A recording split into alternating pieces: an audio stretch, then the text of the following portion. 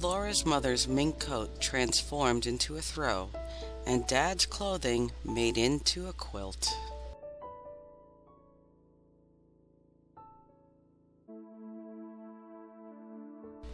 Part 2.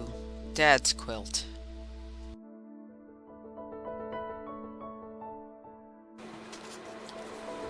My customer wrote to me and asked if I could do a fur throw, which I said absolutely I could do that for her. And the throw was her mom's. She then started looking through her mother's things, and she found some of her dad's clothing. Now her dad has passed away, and she wanted to make a memorial quilt for her father, and he worked in the aviation industry. And we put our thinking caps together, and we found a pattern that I thought that she would like. It's called the Propeller pattern, and you could see here in the photograph, if you look at the pink, you could see that there are tiny little propeller wings. So we thought that this would be appropriate. Now this particular quilt on this design has multiple colors. We're going to be using her dad's colors. So for the pink area, I'm going to be using this very light blue, and most of the clothing is in the blue family. In the orange on this Propeller quilt, which is really kind of neat because this shirt actually has some orange in it. Then the red representation, I'm going to be using this blue pinstripe. And the next one is a green on the chart, but we're going to be using these gray slacks. Then there's a dark blue, which I'm going to be using the velour robe for that. And then there are these black squares in the sashing. I'm going to be using this dark blue. And there's this one little unique emblem I think I'm going to use in the center of the quilt. We have a couple of them, so maybe we'll be able to put them in more than one place. And then we also have some extra items. These extra items are socks, a tie that has some aviation in it, and a black.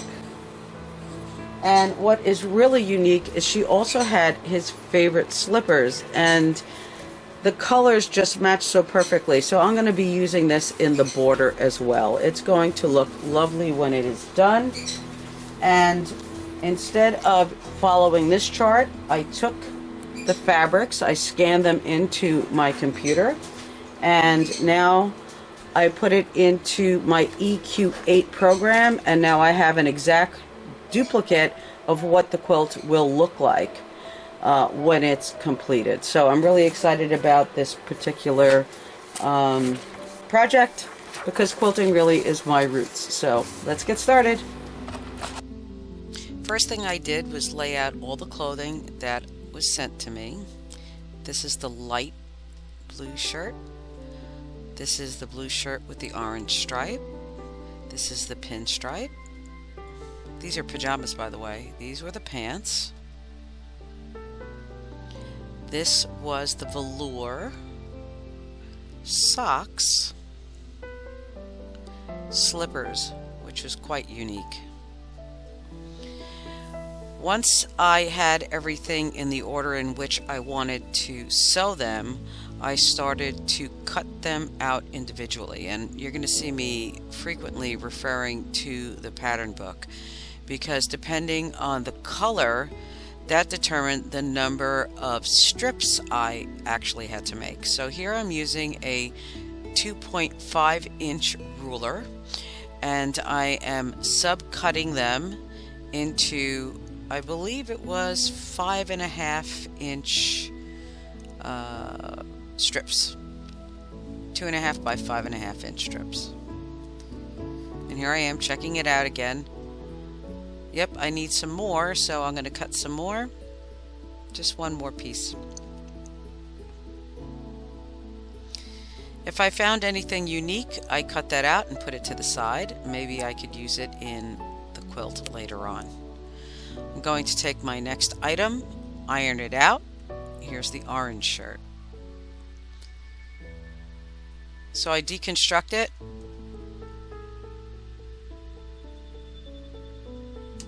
Check the measurements. Always check twice. Cut once, check twice. And now I'm making my strips.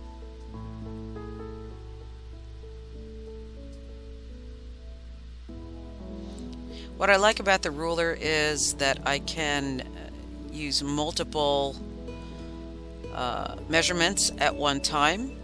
So I used it to cut the 5.5 inches, and then I used it to cut the 2.5 inch squares. You do have to move it quite often, but it's definitely a time saver.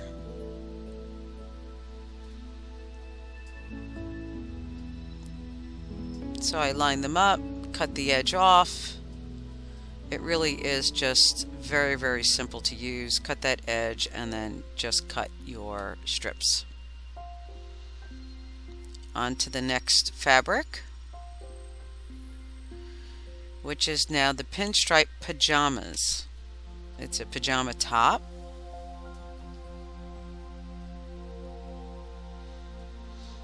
I took the yoke off the collar, and I want a as flat as possible fabrics.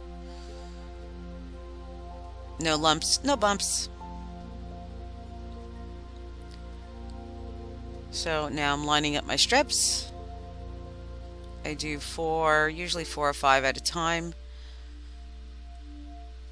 Make sure I have that nice clean edge, and then I just continue.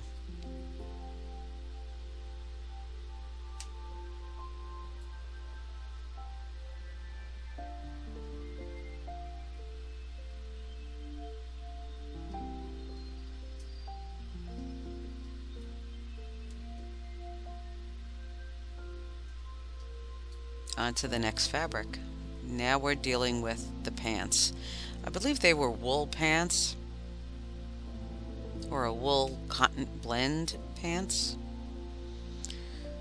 So I'm going to open it up at the seam, and of course it is wrinkly, so I'm going to have to bring it to the iron and iron it out.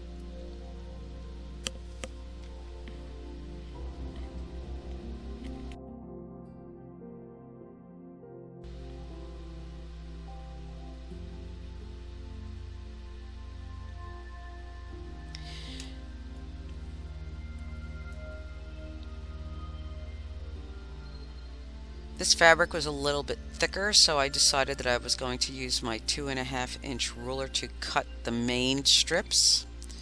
And this fabric tended to get caught inside my cutting mat too, so I used the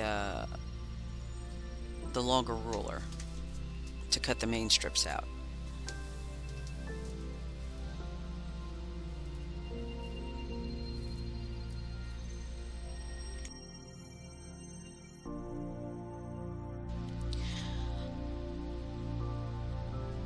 The reason why I'm showing you the whole process, and it is time consuming, I'm showing you the whole process because when people ask for custom quilts, they really don't realize the time it takes to make these items, and this is 1,000% faster than my actual speed, so you can imagine how long it actually takes to cut these.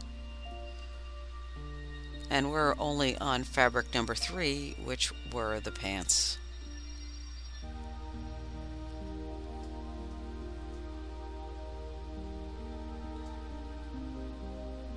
I'm going to do the same for the other remaining fabrics, so the velour as well as the robe. Here I'm cutting the white strips that's going to be used in the sashing, as well as the half square triangles. Here I'm using my 5.5 inch ruler, or 6.5 inch ruler, to cut these pieces. So there are all the strips cut out, all the smaller pieces. The black tie and the aviation tie I had to wash. Here are the pieces sewn together, and then now I have to cut them when I make the half square triangles. And that's what it looks like when it's completed. So that's one part of the propeller. Then it's a matter of matching up all your seams. Make sure you don't sew over those pins, and you make your first row. Here I'm attaching the binding, not the binding, I'm sorry. I'm attaching the border. And here I'm being very careful to match up those seams. Here's the quilt completed. I'm testing to see which background I like the best. The orange propeller wheel, the pants, the pajamas,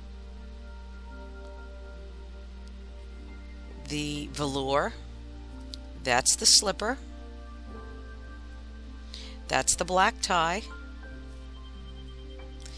that is the tie that was the aviation theme. And here you can actually see the swirls that I did for the quilting, and it really makes it pop out. It's really, really nice.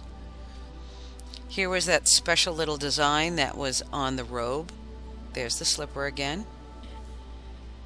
And here is the completed quilt. It came out fabulous, and she was very, very happy with the outcome. The final size of this quilt was 66 by 82. It was a large throw. It was lovely. Come visit us at dinahsquilts.com.